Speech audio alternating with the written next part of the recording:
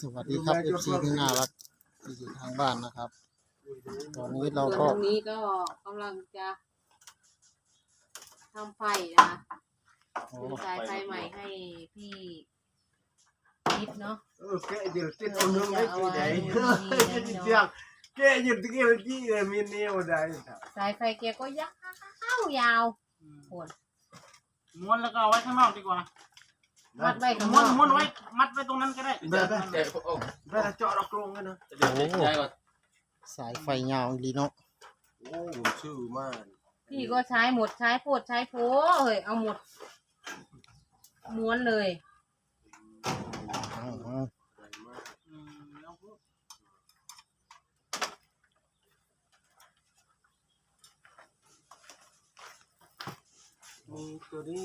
เราก็จะมาทำประตูต่อนะครับ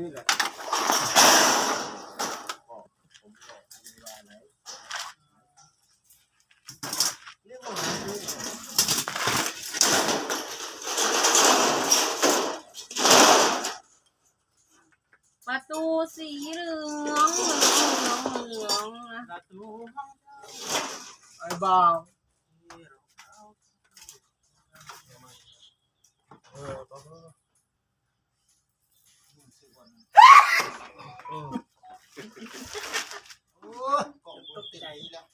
โอ้ย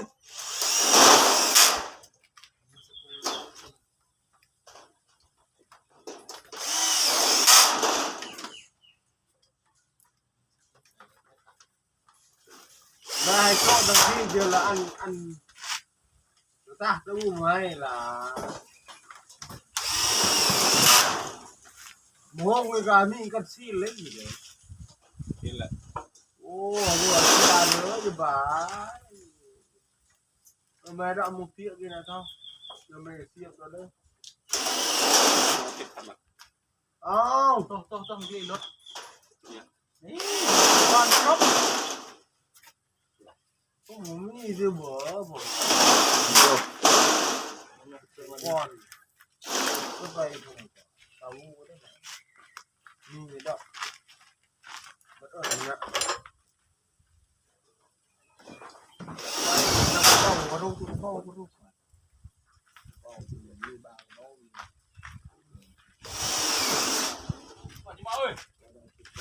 เนี่ยเทียบใส่เมื่อกี้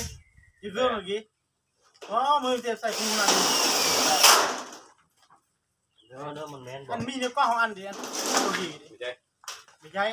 ไม่กินเลย ก่อนรู้ก่อนมันจะตาหนาทำสุดใหญ่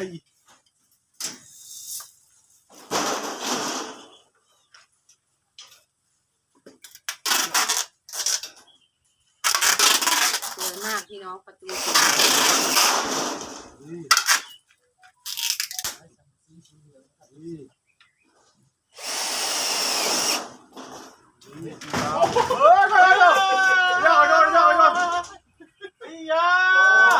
เข้าเลย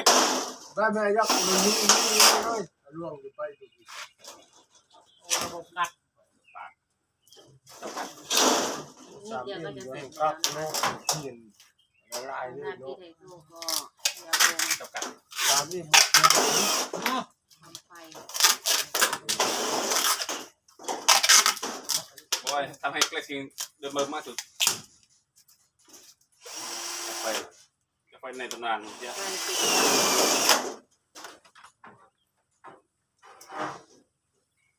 ก็ให้ว่าสมัยมันก็เหรอ ว้าหนูก็ได้ โรตีนละ ก็เซ็ตเลยเดี๋ยวเลยจ้องหมด มีกระทะ โอ้เปลี่ยนหน้าจ้องแล้ว เลือกแบบ ไม่จ้องแล้วนะ เลยพี่น้อง ไม่คิดว่าอ้วนตัวบุญอ่ะ ใช่ไหม ใส่อ้วนผมไหม นี่เลย คลิปนี้ก็จะประมาณนี้นะคะพบกันใหม่คลิปหน้าโอเคนะสวัสดี ไม่ต้องตัวครูกันไหมคือไม่ยองเลยตัว นี่ก็ตัด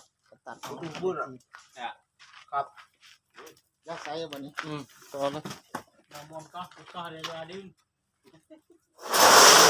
เจาะแล้วเมื่อกี้นะเจาะลงยาวของมันเลย เอ๊ะ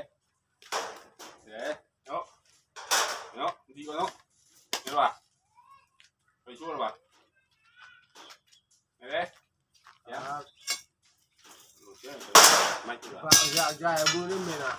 แต่ว่าดูร้อนร้อน ปันเนาะ ผมดังด้วยนะใหญ่บุญนะ จะตัดสังกะสีแล้วครับ แบบนี้